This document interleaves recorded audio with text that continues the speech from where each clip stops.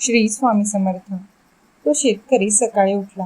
गावातल्या लोकांना त्याने स्वामी समर्थांच्या भेटीसंबंधी भरभरून सांगितले.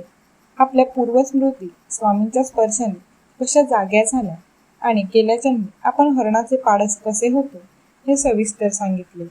लोकांची उत्सुकता वाढली आणि सगळा गाव स्वामींच्या दर्शनासाठी लोटला. स्वामी औदुंबराखाली बसले होते. गावातल्या काही सर्वज्ञ बायकांनी स्वामींना ओवाळले. काही दत्तभक्तांनी स्वामींची पूजा केली. काही भक्त तर स्वामींच्या तेजस्वी देहाकडे पाहतच राहिले. सर्वांच्या डोळ्यात आनंदाश्रू उभे राहिले. सर्वजण स्वामींना एकमुखाने सांगू लागले, स्वामी, गावात चला. आमच्या गावात एक मठ आहे. तिथे आपण राहा, म्हणजे आम्हाला तुमची मनोभावे सेवा करता येईल. कालचा शेतकरी सुद्धा सर्वांबरोबरच होता. तो शेताकडे आपल्या बैलांना घेऊन निघाला होता.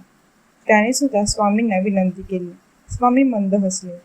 पौर्णिमेचे चांदणे पसरावे तसे सर्वांना वाटले. सर्वजण स्वामींसमोर हात जोडून उभे होते. इतक्यात काय झाले तर त्या शेतकऱ्याचा एक बैल अचानकपणे खाली कोसळला. त्याने शरीराला आचके दिले आणि क्षणार्धात तो गतप्राण झाला.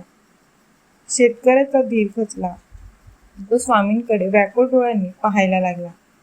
पाडस हरवलेल्या हरिणीच्या डोळ्यातली व्याकुळता त्या क्षणी त्या शेतकऱ्याच्या डोळ्यात उतरली होती. स्वामींनी त्याने मूकपणे विनंती केली.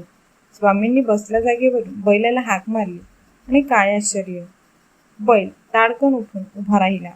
स्वामींच्या जवळ गेला. स्वामींनी त्याच्या पाठीवरून हात फिरवला. त्याच्या मस्तकावर क्षणभर हात ठेवला. तेव्हा बैल मनुष्यवाणीत बोलू लागला की स्वामी, गेल्या जन्मी मी कोण होतो ते सांगा ना. स्वामींनी बैलाला म्हटले की तू हिमालयातल्या त्या हरणाच्या पाडसाची माता होतीस. ह्या जन्मी तू बैल झालास. आपल्या धनाची सेवा केलीस. तुझ्या मोक्षाचा क्षण अगदी नजीक आला आहे. थोडे दिवस ह्या शेतकऱ्याची सेवा कर. एक दिवस तू माझ्याकडे आपण होऊन येशील. तो तुझ्या मोक्षाचा क्षण असेल. शेतकरी आनंदाने स्वामींच्या पाया पडला. बैलाने सुद्धा आपले पुढील 2 पाय स्वामींचरणी ठेवले आणि नमस्कार केला. एक लक्षात ठेवा की प्रत्येक जन्मात अगोदर भेटलेल्या आणि आपल्या ह्या आयुष्याशी संबंधित असलेल्या व्यक्तीशी आपण सतत भेट होत असते. फक्त आपल्या पूर्वस्मृती सुप्तावस्थेत असतात, त्यामुळे आपल्याला काहीच आठवत नाही इतकेच. हरिणी आणि तिचे पाडस यांची ह्या जन्मी पुन्हा भेट झाली. फक्त स्वामींची कृपा झाली म्हणून दोघांना आपल्या गतजन्माचे नातेसंबंध समजले इतकेच.